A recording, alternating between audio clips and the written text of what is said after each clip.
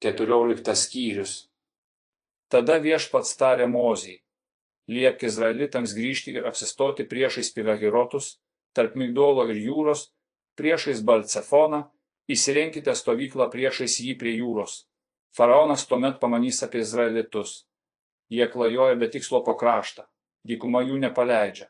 Tada aš sukietinsiu Faraono širdį ir jis vysis juos, idant būčiau pašlovintas per Faraoną ir visą jo kariuomenę. O egiptiečiai žinos, kad aš esu Viešpats. Taip jie ir padarė. Kai Egipto karaliui buvo pranešta, kad žmonės pabėgo, Faraonas bei jo pareigūnai apsigalvojo ir sakė: ką mes padarėme, atleisdami Izraelį nuo lažo. Tada Faraonas įsakė pakinkyti kovos vežimą ir pasiėmė su savimi kariuomenės, pasiėmė 600 rinktinių kovos vežimų, visus Egipto kovos vežimus su galiūnais kiekviename. Viešpats sukietino Faraono Egipto karaliaus širdį ir jis vijosi izraelitus. Izraelitai drąsiai žygiavo tolyn, o juos vijosi egiptiečiai, visi Faraono žirgai ir kovos vežimai, vežimų vežėjai ir kariuomenė. Egiptiečiai užklupo izraelitus, apsistojusius prie jūros, prie Pihahirotų, priešais Balcefoną.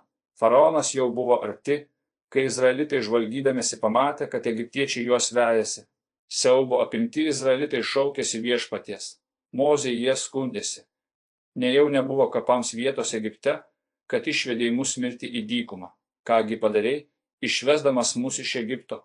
Argi ne tą pat mes sakėme tau Egipte: atstok nuo mūsų, leisk mums tarnauti egiptiečiams. Iš tikrųjų būtų buvę geriau tarnauti egiptiečiams, negu mirti dykumoje. Bet Mozė sakė žmonėms: nebijokite, tvirtai laikykitės ir pamatysite išgelbėjimą, kurį Viešpats jums šiandien suteiks. Egiptiečių, kuriuos dabar matote, daugiau niekada nebematysite. Pats Viešpats kovos už jūs, o jūs nutilkite. Tada Viešpats tarė Mozei: ko tu mane šaukiesi? Sakyk izraelitams, kad eitų kaip ėję, o tu pakelk savo lazdą, ištiesk ranką viršum jūros ir perskirk ją, kad izraelitai galėtų pereiti jūrą sausu dugnu.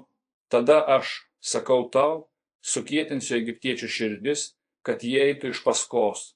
Ir aš būsiu pašlovintas per Faraoną ir visą jo kariuomenę, per jo kovos vežimus ir vežėjus.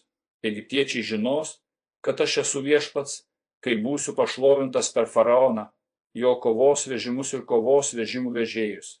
Dievo angelas, ėjęs izraelitų gretų priešakyje, dabar pakilo ir nuėjo už jų, debesies stulpas pakilo iš jų priekio ir užėmė vietą už jų, jis atsirado tarp egiptiečių stovyklos ir Izraelio stovyklos.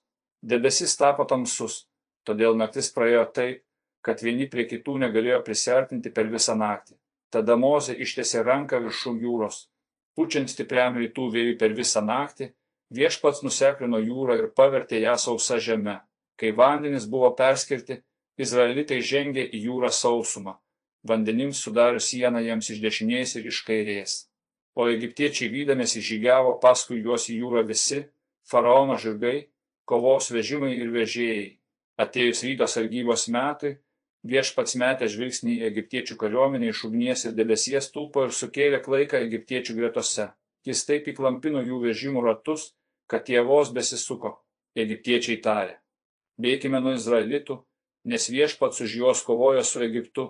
Tada Viešpats paliepė Mozei: ištiesk ranką viršum jūros, kad vandenys sugrįžtų ant egiptiečių, jų kovos vežimų ir vežėjų. Mozė ištiesė ranką viršum jūros. Auštant jūra ėmė grįžti į savo įprastą vietą, ir egiptiečiai bėgo nuo jos, bet Viešpats nubloškė juos į jūrą.